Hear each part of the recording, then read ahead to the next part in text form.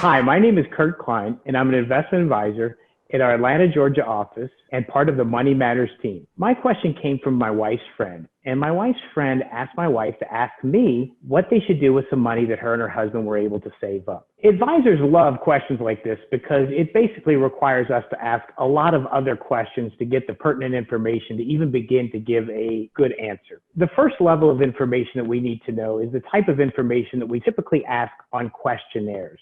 And that would be the level of assets the client might have and the level of liabilities and some of that basic information. But a lot of times there's another level of information below that is required.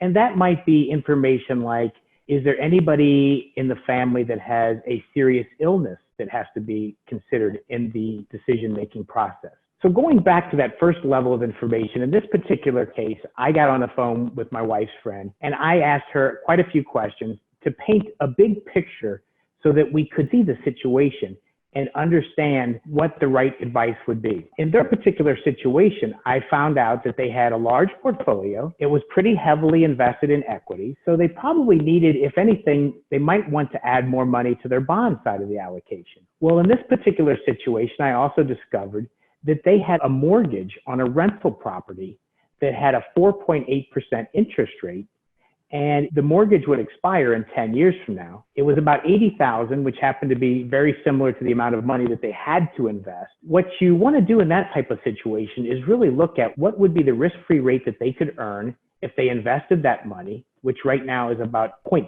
for 10 years, and they could earn 4.8% guaranteed by paying off the mortgage. And so in that particular case, I said, look, I think it would, without a doubt, it would make the most sense would be just to pay off that mortgage and treat that as if it was part of your bond portfolio.